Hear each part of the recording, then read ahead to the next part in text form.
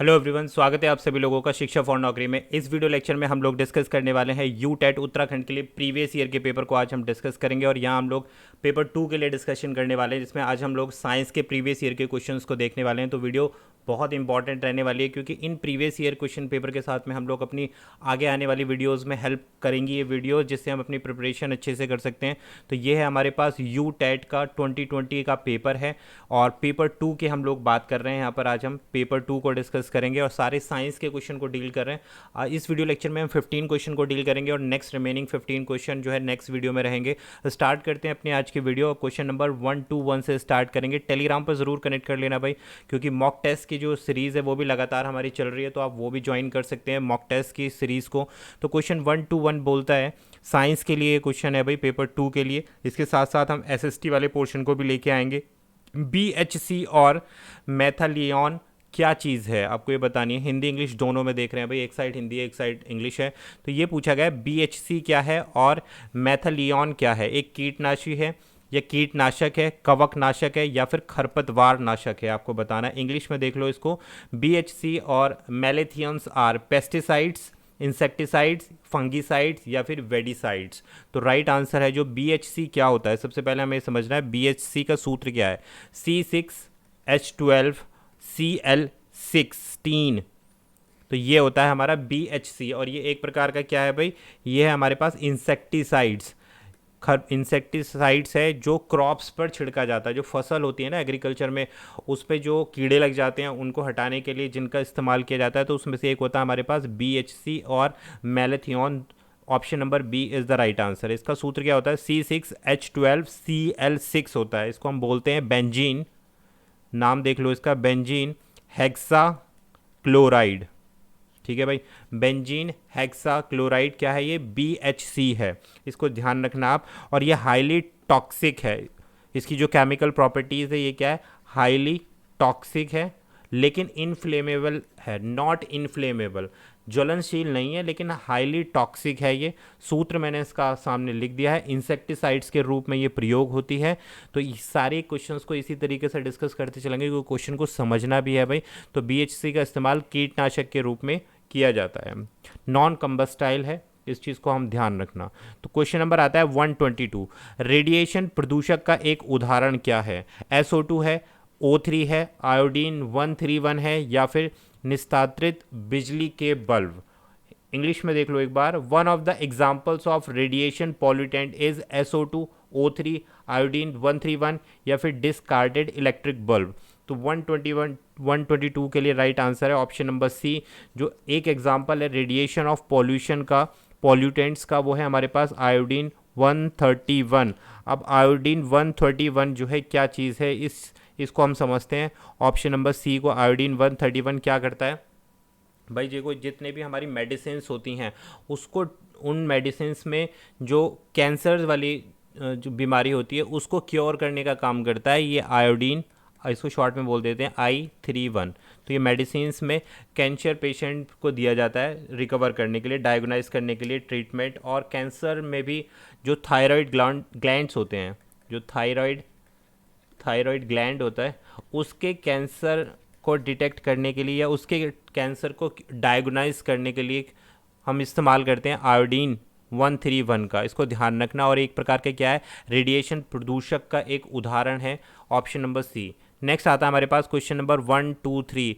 कोयले का शुद्धतम रूप क्या है। Purest form of coal is lignite है, बिटुमिनस है, एंथ्रासाइड है, या फिर पीट है। तो ये सारी की सारी क्या है, वैरायटी है कोल की। आपको बताना है कि सबसे प्योरेस्ट फॉर्म कौन सी है कोयले की। तो राइट आंसर है हमारे पास ऑप्शन नंबर सी। जो एंथ्रासाइड है वो कोयले की प्योरेस्ट फॉर्म है। इंग्लिश में देख लो, purest form of coal is option number C, anthracite. तो 123 का right answer option number C. Next आता है हमारे पास question number 124। Melting point of pure ice, जो शुद्ध और शुष्क बर्फ होती है, उसका गलनांक क्या होता है। 273 केल्विन, 0 डिग्री सेंटीग्रेड, -273 केल्विन, या 300 केल्विन। तो राइट आंसर है 124 के लिए ऑप्शन नंबर ए, 273 केल्विन जो है शुष्क बर्फ का क्या है, गलनांक है। तो option number A is the right answer, 273 kelvin. Next पढ़ते हैं क्वेश्चन नंबर 125 के लिए, एक जीवित निकाय द्वारा उत्पन्न प्रकाश को क्या कहते हैं। बड़ा अच्छा क्वेश्चन है, इंपॉर्टेंट क्वेश्चन है फिजिक्स का। ठीक है, इस प्रकार के क्वेश्चन जो है देख लो पूछे गए हैं। तो इस जीवित निकाय द्वारा उत्पन्न प्रकाश को क्या कहा जाता है? प्रतिदीप्ति कहा जाता है, जीव दीप्ति कहा जाता है, संदीप्ति कहा जाता है, या इनमें से कोई नहीं। एक बार इसको इंग्लिश में देख लो। The light given out by living bodies is called, जो लिविंग बॉडीज होती हैं वो जो लाइट एमिट करते हैं उसको पर्टिकुलर नेम क्या किया जाता है, ये क्वेश्चन में पूछा गया है। ऑप्शन नंबर ए फ्लोरोसेंस बोलते हैं, बायोल्यूमिनेसेंस बोलते हैं, या ल्यूमिनेसेंस बोलते हैं, option number D none of these. तो राइट आंसर है क्वेश्चन नंबर 125 का ऑप्शन नंबर बी, इसको बोला जाता है बायोल्यूमिनेसेंस बोला जाता है। जितनी भी हमारी लिविंग बॉडीज होती हैं और जो प्रकाश इमिट करती हैं, जो जीवित निकाय द्वारा उत्पन्न प्रकाश को हम क्या बोलते हैं? ऑप्शन नंबर बी बोलते हैं। हिंदी में इसको कहा जाता है जीव दीप्ति बोला जाता है। नेक्स्ट क्वेश्चन नंबर आता है हमारे पास 126, एक अधातु जो ऊष्मा एवं विद्युत का एक अच्छा सुचालक है, वो आपको बताना। ऑप्शंस आर हीरा, सल्फर, ग्रेफाइट या फिर फॉस्फोरस। बहुत बढ़िया क्वेश्चन है भाई, ऐसे ही क्वेश्चन पूछे जाते हैं साइंस में। इन नॉन मेटल, एक अधातु की बात की गई है, which is a good conductor of heat and electricity. Diamond होगा, सल्फर होगा, ग्रेफाइट होगा या फिर फॉस्फोरस होगा। तो 126 के लिए राइट आंसर है ऑप्शन नंबर सी, जो ग्रेफाइट है वो क्या है? एक अधातु है और गुड कंडक्टर, एक सुचालक है, ऊष्मा का और विद्युत का एक सुचालक है। तो graphite option number C is the right answer, वो क्वेश्चन नंबर 126। नेक्स्ट आता है question number 127, the formula of one molecule of phosphorus is, कि जो फॉर्मूला वन मॉलिक्यूल, एक अणु का क्या फॉर्मूला है जो फॉस्फोरस है हमारे पास, उसका हमें सूत्र बताना। फॉस्फोरस के एक अणु का सूत्र फॉर्मूला क्या होगा? पी होगा, P4 होगा, P6 होगा या फिर P8 होगा। तो क्वेश्चन 127 के लिए राइट आंसर है ऑप्शन नंबर बी, इसका राइट आंसर रहेगा। यानी कि P4 जो होता है ये इसका एक फॉर्मूला होता है, अणु फॉस्फोरस के एक अणु का जो सूत्र है दैट इज P4। तो B is the right answer. Next question number 128, ड्यूरा एल्यूमिनियम मिश्र धातु में एल्यूमिनियम यानी Al इस कारण से मिलाया जाता है। जो ड्यूरा एल्यूमिनियम होता है मिश्र धातु आपको पता है कि मिश्र धातु का मतलब क्या है? जब एक धातु में दूसरी धातु को मिक्स कर दिया जाता है तो वो आपके एलॉयज बन जाते हैं, यानी कि मिश्र धातु बन जाता है। तो इसमें Al का मिलाने का क्या कारण है? Al भंगुर होता है, Al मजबूती का काम करता है, Al हल्कापन लाता है, या Al का गलनांक जो है कम होता है। तो राइट आंसर है ऑप्शन नंबर सी। तो एल्यूमिनियम इसलिए मिलाया जाता है, आपको पता है भाई एल्यूमिनियम क्या होता है? लाइट वेट होता है, इसलिए इसको इंक्लूड किया जाता है ड्यूरा एल्यूमिनियम में। The reason for using aluminium Al in the alloy dura aluminium is, Al is brittle होता है, स्ट्रेंथ इसकी कम होती है, या ब्रिंग लाइटनेस, या Al लोअर्स मेल्टिंग पॉइंट। तो आपको पता है एल्यूमिनियम का मिक्स इसलिए किया जाता है, जितने भी हमारे एलॉय व्हील्स भी होते हैं उसमें भी मिक्स किया जाता है, जिसको लाइट वेट बनाया जा सके और मजबूत भी बनाया जा सके। क्योंकि दो धातु एक साथ मिक्स हो रही हैं तो स्ट्रेंथ तो ऑलरेडी वहाँ पर बढ़ जाती है। तो ऑप्शन नंबर सी, तो क्या करना है हमें? वेट को रिड्यूस करना है, तो इसलिए हम Al का इस्तेमाल कर रहे हैं, एल्यूमिनियम का इस्तेमाल कर रहे हैं। नेक्स्ट आता है हमारे पास क्वेश्चन नंबर 129। अब क्वेश्चन 129 बोलता है भाई निम्न में से कौन सा सही से पेयर नहीं किया गया? तो खट्टे दूध में क्या होता है भाई? लैक्टिक एसिड होता है जी। अंगूर में टार्टरिक एसिड होता है ग्रेप्स में। मधुमक्खी के डंक में मैलिक एसिड होता है, या सिरके में एसिटिक एसिड होता है? बिल्कुल सही है। तो मधुमक्खी के डंक में जो है मैलिक एसिड नहीं होता, मधुमक्खी के डंक में क्या होता है? फॉर्मिक एसिड होता है। कई बार ये क्वेश्चन पूछा गया, फॉर्मिक एसिड होता है मधुमक्खी के डंक में। तो यहाँ क्या राइट आंसर होगा हमारा क्वेश्चन नंबर 129 के लिए? राइट आंसर है हमारे पास ऑप्शन नंबर बी।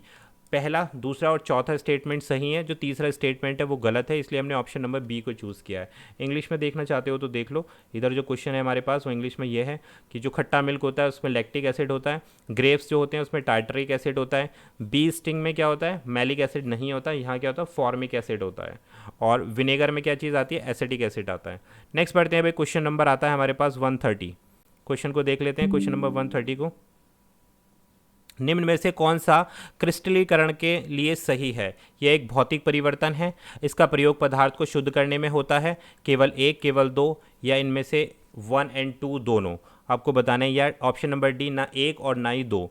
तो देखो क्रिस्टलीकरण के लिए क्या चीज़ यूज़ होती है? तो राइट आंसर क्या है यहाँ पर? ऑप्शन नंबर सी इसका राइट आंसर है। क्रिस्टलीकरण क्या है? एक फिजिकल चेंज है और इसका प्रयोग पदार्थ को शुद्ध करने में, प्योरीफाई करने में किया जाता है। क्रिस्टलीकरण का उपयोग एक भौतिक क्रिया है। दूसरा, इसको मेटल को प्योर करने में इसका इस्तेमाल किया जाता है। तो option number C is the right answer, 1 और 2 दोनों। नेक्स्ट क्वेश्चन नंबर 131 बोलता है निम्न कथनों में से कौन सा कथन विलयन के लिए सही है। आपको बताना है कि कोई जो सोल्यूशन है उसके लिए क्या स्टेटमेंट सही है।